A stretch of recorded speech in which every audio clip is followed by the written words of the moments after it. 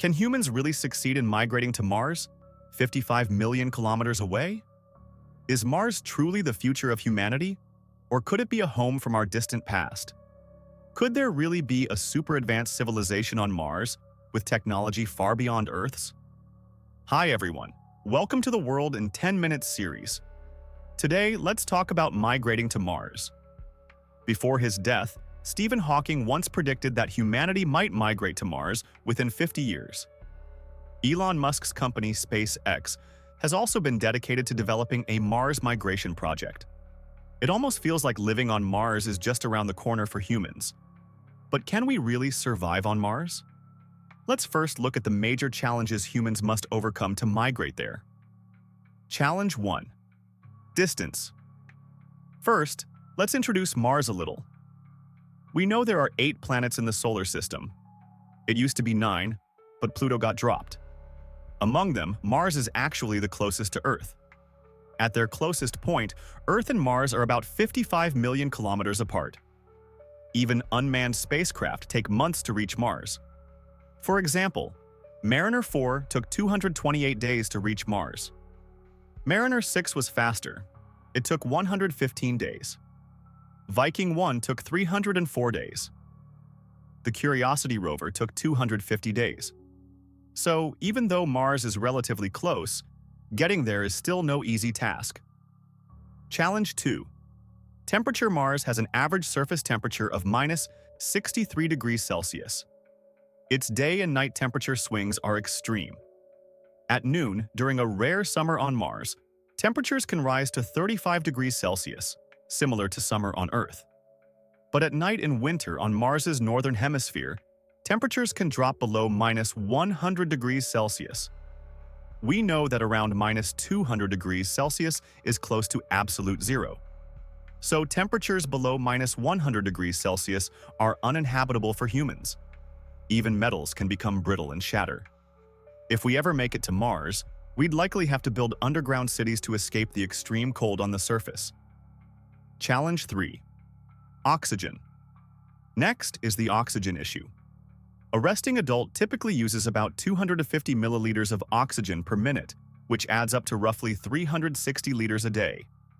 And that's without exercise. Without oxygen, a person can die in just minutes. On Earth, oxygen makes up about 21% of the air. But on Mars, over 95% of the atmosphere is carbon dioxide, while oxygen is only 0.13%. That's 160 times less than on Earth. Plus, atmospheric pressure on Mars is about 600 pascals on average, far lower than sea level on Earth. In such conditions, humans can't breathe directly, and the pressure difference could cause serious health issues like swelling or ruptured blood vessels. So we'll either need advanced technology to convert CO2 into oxygen, or rely on full oxygen support systems like portable oxygen tanks, masks, generators, and refill stations. We'd also need strict control over where people can go outdoors or risk deadly accidents from oxygen shortages. Challenge 4. Water. Lastly, water. We all know it's the source of life. Every living thing on Earth, whether animal or plant, depends on water to survive. But so far, in the areas we've explored on Mars, we haven't found any water that's safe and ready to drink.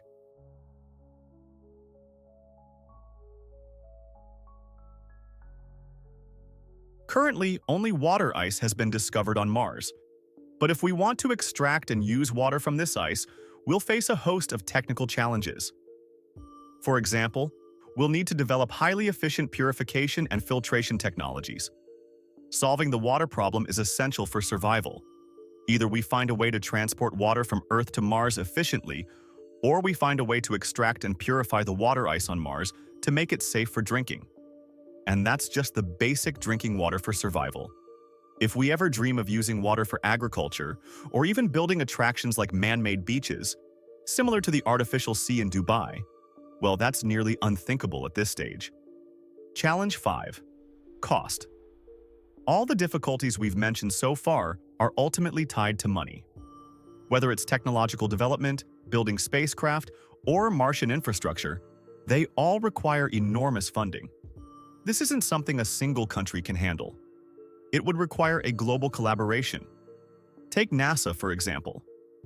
From 1961 to 1972, the U.S. Apollo program cost a total of $25.5 billion. That was decades ago.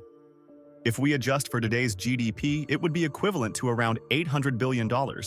And that was just to reach the moon, which is only 380,000 kilometers away from Earth, and return. So imagine how much it would cost to actually migrate to Mars.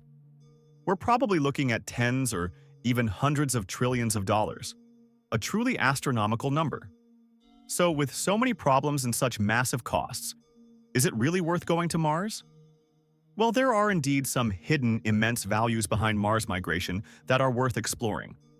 First, the scientific value. Migrating to Mars could push forward the development of many advanced scientific projects, such as seawater desalination, oxygen regeneration, and interstellar transportation. These technologies could have profound, long-term benefits for humanity. Mars migration might just be the spark that pushes these technologies to their peak. Second, expanding our living space. Mars gives us the opportunity to greatly expand the planets humans can inhabit. After all, it's a whole new world. Today, Earth's population has surpassed 8 billion. Yet, ecological experts have long stated that Earth's sustainable population limit is around 3.5 billion. Once we exceed that, inequality and resource gaps become severe. Many people around the world have to sacrifice quality of life to reduce their consumption of limited resources, as we often see in developing countries like India. So if some of the population could migrate to Mars, it would undeniably reduce pressure on Earth's ecosystem. But there's a deeper question worth reflecting on. Can Mars ever become a paradise instead of a hell? Right now, by human standards, Mars is a hellish environment. To turn it into a livable paradise would require unimaginable amounts of money and technology. But if Mars truly becomes a paradise someday, would ordinary people like us even be allowed to live there? Probably not. It might forever remain out of reach. And if Mars always remains a hell, could ordinary people be forced to migrate there instead? Just like in the movie 2012, where survival arcs were built with investments from the rich and the labor of the working class.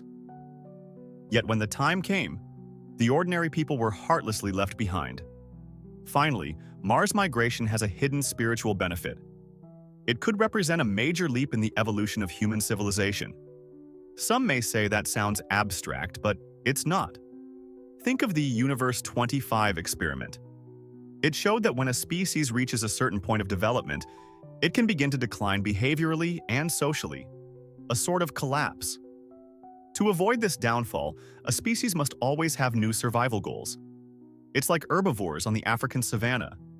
From birth, they constantly face challenges, escaping predators, disease, and natural disasters. These hardships ensure their continued evolution. But if these animals were born into a safe, easy life with endless food, they would eventually overgraze the planet, lose their instincts, and spiral toward extinction. Now apply this to humanity. Human civilization has developed for thousands of years. If we count from the Sumerian king list, it's been over 6,000 years. In developed countries and even in modern parts of some developing countries, this kind of behavioral decline is already beginning. But if we set a new goal, like migrating to Mars, it could reignite a powerful sense of purpose for all humankind. In other words, this dream could inspire a renewed pursuit of a better future. So, Mars migration, filled with uncertainty and possibility, might just usher in a new era for the human race. Now let me ask you, if you really had the chance to go to Mars, how would you begin your new life there?